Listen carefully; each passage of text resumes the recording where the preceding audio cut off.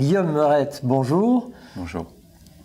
Quelles sont les clés pour que la chirurgie soit un succès dans le traitement du prolapsus rectal? Alors pour que la chirurgie soit un succès, il faut d'abord définir le succès. Le succès, c'est que le patient soit content de l'intervention chirurgicale et que l'intervention ait pu répondre à ses attentes.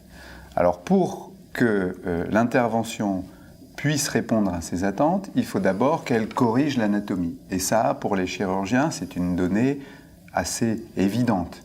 Traditionnellement, le chirurgien corrige l'anatomie, donc il faut dépister des anomalies.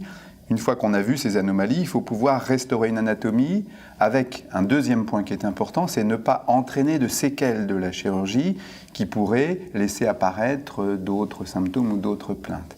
Donc ça, c'est vraiment un point important.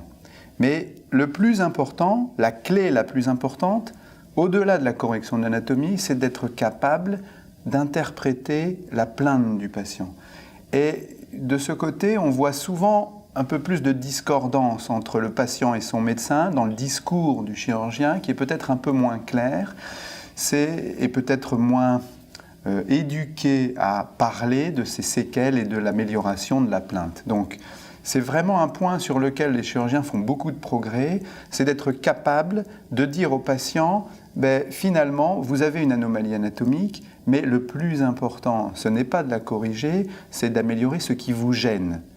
Ça peut être des troubles de continence, ça peut être des troubles de l'évacuation du rectum et une constipation, des difficultés d'évacuation. Et pour le patient, c'est plus important que la correction d'anatomie. Et aujourd'hui, les chirurgiens commencent à comprendre que interpréter les résultats de la chirurgie, c'est d'une part être capable de corriger l'anatomie, mais surtout de soulager les patients. Or aujourd'hui, on dispose depuis à peu près une dizaine d'années d'interventions assez bien codifiées, dont on sait qu'elles améliorent d'une part l'anatomie, mais c'est obligatoire, et elles améliorent aussi les plaintes fonctionnelles, mais de façon un petit peu différente selon les individus.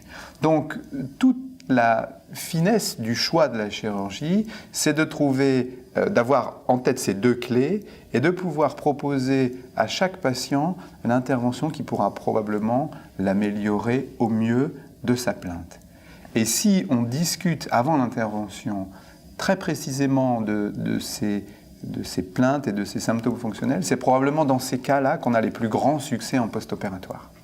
Donc le chirurgien moderne n'est plus une froide lame, non. Mais il parle avec ses patients, il les écoute. Le chirurgien n'a jamais été une froide lame, mais il a peut-être traditionnellement plus une éducation à enlever de l'individu quelque chose qui lui porte mal ou tort, avec des séquelles, mais au profit d'un bénéfice. Là, on est dans une situation un petit peu différente, où il faut améliorer une anatomie, mais parfois être peut-être imparfait, mais être certain de ne pas engendrer d'autres soucis et surtout de répondre à sa plainte. Voilà. Et là, effectivement, c'est une nouvelle façon d'exercer la chirurgie. Guillaume Meurette, merci. Merci Pierre.